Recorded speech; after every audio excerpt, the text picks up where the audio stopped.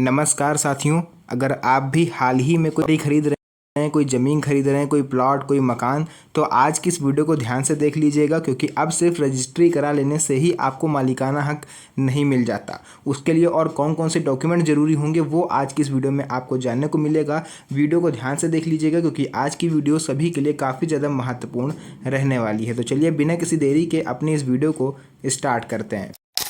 तो वीडियो में आगे बढ़ने से पहले मैं सबसे पहले आप लोग को एक चीज़ फिर से क्लियर कर दे रहा हूँ कि ये कोई लीगल एडवाइस नहीं है। अगर आप कोई प्रॉपर्टी से रिलेटेड कोई जानकारी पाना चाहते हैं तो आपको किसी वेल एजुकेटेड वकील से इसके बारे में लीगल एडवाइस लेनी चाहिए। लेकिन मेरा काम है इन्फॉर्मेशन देना, सो मैंने इस इन्फॉर्मेशनल पर्पज़ से इस वीडियो को आप लोग के लिए बना दिया। यहाँ पर आप लोग देख सकते हो लिखा हुआ है 2025 में ज़मीन रजिस्ट्री के बदले नियम। विस्तार से टॉपिक वाइज पूरी जानकारी आपको यहाँ पर जानने को मिल जाएगी। भारत में 2025 से ज़मीन रजिस्ट्री की प्रक्रिया में कई बड़े बदलाव किए गए हैं जिनका मकसद लेन देन को पारदर्शी, सुरक्षित और डिजिटल बनाना है। अब ज़मीन की रजिस्ट्री केवल एक दस्तावेजी प्रक्रिया नहीं रही बल्कि इसमें कई नई शर्तें और तकनीकी उपाय शामिल किए गए हैं। नीचे इन बदलावों का विषयवार विस्तार से समझाया गया है। आपको एक एक करके पूरे पॉइंट टू पॉइंट मैंने नोट करे हुए हैं ताकि आप लोग को समझाने में मुझे कोई प्रॉब्लम ना हो और आप लोग को भी क्लियर समझ में आए। पहला पॉइंट आ जाता है रजिस्ट्री का मतलब अब सीधे मालिकाना हक नहीं। देखिए 2025 से क्या है, अगर आप रजिस्ट्री करवा रहे हो तो इसका मतलब ये नहीं कि आप उसके मालिक हो गए।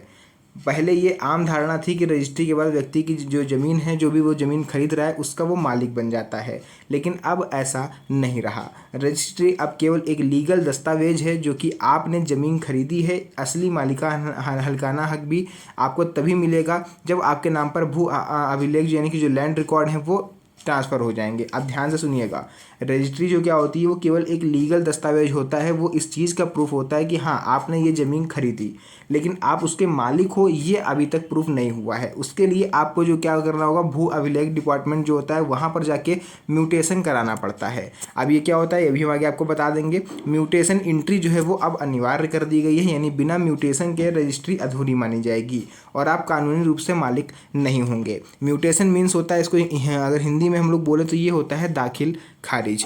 अगर आपको नहीं पता है तो इसके बारे में भी आगे हम आपको बताएंगे कि आखिर ये ज़रूरी क्यों होता है। देखिए डिजिटल रजिस्ट्री प्रक्रिया, अगर आप चाहो तो पूरी प्रक्रिया आप डिजिटली भी कर सकते हो। अब आपको ऑफिसों के चक्कर लगाने की भी कोई ज़रूरत नहीं है। आप पूरी रजिस्ट्री प्रक्रिया डिजिटल हो गई है। आपको रजिस्ट्रार कार्यालय के चक्कर नहीं लगाने पड़ेंगे। सभी जरूरी दस्तावेज जैसे कि बिक्री पत्र, title deed, no incumbency certificate, राजस्व रिकॉर्ड आदि आपको स्कैन करके सरकारी पोर्टल पर अपलोड करने होंगे। वो आप लोग जब ऑनलाइन करने जाओगे तो वो आप किसी भी एडवोकेट से बोलोगे तो वो आपको इसके बारे में पूरी जानकारी दे देगा। उसके बाद यहाँ पर वहीं जो आप जो फॉर्म भरोगे डिजिटली, उसमें आपके डिजिटल सिग्नेचर भी होते हैं, प्रमाण पत्र लगता है और साथ ही रजिस्ट्री आपकी तभी पूरी मानी जाएगी जब आप डिजिटल सिग्नेचर वगैरह ये सब कर दोगे और आपको डिजिटल सर्टिफिकेट वहीं से मिल जाएगा। यह प्रक्रिया 24/7 उपलब्ध है, यानी कि आप 24 घंटे किसी भी टाइम इसको कर सकते हो, कहीं पर भी बैठ के। यानी आप कभी भी कहीं से भी रजिस्ट्री कर सकते हो, ये कोई नियम नहीं है। उसके बाद थर्ड पॉइंट आ जाता है जरूरी दस्तावेजों की सूची। आप देख लीजिए डॉक्यूमेंट कौन कौन से लगेंगे। अब जमीन रजिस्ट्री के लिए निम्नलिखित दस्तावेज अनिवार्य कर दिए गए हैं। आपके पास सब नंबर 1 पर तो आधार कार्ड होना चाहिए पहचान और बायोमेट्रिक वेरिफिकेशन के लिए। दूसरा जो गवर्नमेंट ने अब जरूरी कर दिया है वो है पैन कार्ड। टैक्स से जुड़े मामलों के लिए कई बार लोग होते हैं कि लोग ब्लैक मनी से अपनी जो प्लॉट खरीद लेते हैं काले धन से। तो गवर्नमेंट का जो मेन उद्देश्य ये है कि काले धन का उपयोग जो है वो ज़मीन खरीदने में ना हो पाए। हाल ही में ये अपडेट आया है सरकार की तरफ से। उनका कहना क्लियर है कि लोग जो ब्लैक मनी है उसको अधिकतर खपा देते हैं ज़मीन खरीदने में।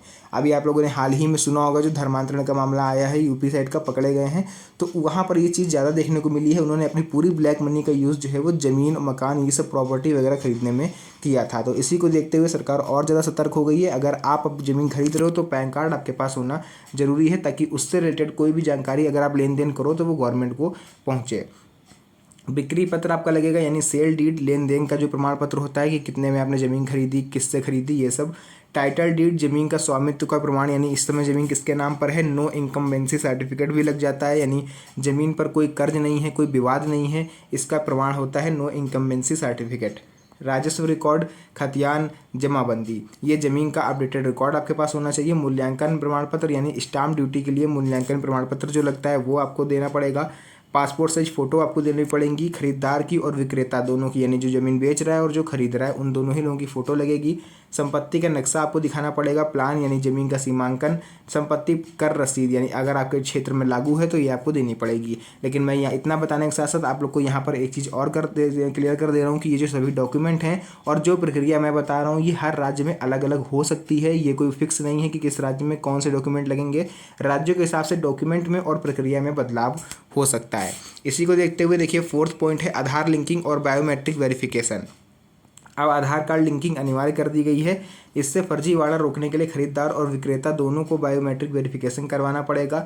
बायोमेट्रिक वेरिफिकेशन से बेनामी संपत्ति और धोखाधड़ी पर रोक लगती है। वीडियो रिकॉर्डिंग और ऑनलाइन भुगतान, देखिए कई राज्यों में रजिस्ट्री के समय वीडियो रिकॉर्डिंग अनिवार्य करी गई है जिससे प्रक्रिया पारदर्शी हो सके और विवाद की स्थिति में प्रमाण के तौर पर इसका इस्तेमाल हो पाए। स्टाम्प ड्यूटी और रजिस्ट्रेशन फीस का भुगतान ऑनलाइन करना जरूरी है, इससे लेन देन में पारदर्शिता आती है और टैक्स चोरी पर रोक लगती है। इसके साथ ही साथ देखिए 6th पॉइंट आ जाता है रजिस्ट्री रद्द होने के नए प्रावधान। अगर आपकी रजिस्ट्री रद्द हो जाती है तो वो किन कारणों से होगी और इसके क्या क्या इफेक्ट होते हैं वो भी आप लोग देख सकते हो। अगर दस्तावेजों में कोई गड़बड़ी या फर्जीवाड़ा पाया गया तो रजिस्ट्री 90 दिनों के भीतर आपकी रद्द कर दी जाएगी। अगर म्यूटेशन समय पर नहीं हुआ या जरूरी दस्तावेज जमा नहीं हुए तो भी रजिस्ट्री रद्द हो सकती है, यानी दाखिल खारिज आपको, या आप ऐसे समझ लो कि म्यूटेशन आप कंपलसरी है। इसके बिना अगर आप ज़मीन खरीद लेते हो तो फिर ना तो उस पर आपका कानूनी हक रहेगा और ना ही आप भविष्य में उस पर कोई विवाद होगा तो उसके प्रति आप जो है अपना जो भी सबूत है वो आप दिखा पाओगे। ठीक है, बिहार जैसे राज्यों में संयुक्त जमाबंदी वाली ज़मीन की रजिस्ट्री के लिए सभी हिस्सेदारों को लिखित सहमति अब जरूरी है।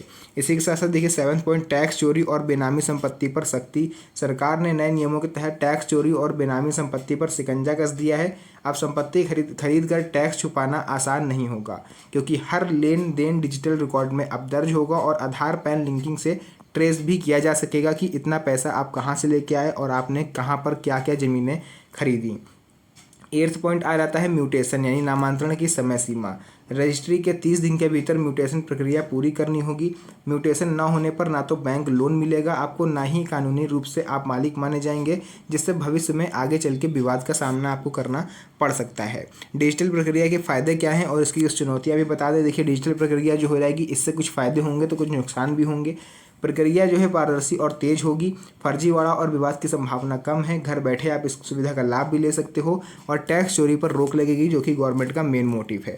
लेकिन इसको लेकर के कुछ चुनौतियां भी हैं, जैसे कि ग्रामीण इलाकों में तकनीकी जागरूकता की कमी। जो ग्रामीण क्षेत्र के लोग होते हैं जो ज़मीन खरीद लेते हैं बिना किसी लिखा पढ़ी के, बिना किसी नॉलेज के, उनको ऑनलाइन कामों के बारे में जानकारी नहीं होती, नियमों के बारे में जानकारी नहीं होती, जिस वजह से वे आगे चल के फंस जाते हैं। दस्तावेजों में छोटी सी गलती भी रजिस्ट्री रद्द करवा सकती है। सभी हिस्सेदारों की सहमति जुटाना कई बार मुश्किल हो जाता है। तो ये सब चीज़ें थी, मैंने आपको बताया कि अगर आपके पास अब पैन कार्ड नहीं है तो आप अपनी जो ज़मीन है उसकी रजिस्ट्री आसानी से नहीं करा पाओगे, क्योंकि गवर्नमेंट जो है अब काले धन को लेकर के बहुत ज़्यादा सतर्क हो गई है कि बहुत से लोग क्या करते हैं कि ब्लैक मनी का यूज़ करते हैं प्लॉट, ये संपत्ति वगैरह खरीदने में। इससे क्या होता है कि वो गवर्नमेंट से टैक्स से बच जाते हैं। तो ये सब चीज़ें थी, मैंने आपको क्लियर बता दिया है। वीडियो पसंद आई तो वीडियो को लाइक करके चैनल को सब्सक्राइब जरूर कर लीजिएगा, क्योंकि इस तरह की वीडियोस आपको मेरे चैनल पर मिलती रहती है। तो मिलेंगे आप सभी से नेक्स्ट वीडियो में एक और अच्छी इंटरेस्टिंग मज़ेदार वीडियो के साथ। तब तक के लिए धन्यवाद। जय हिंद।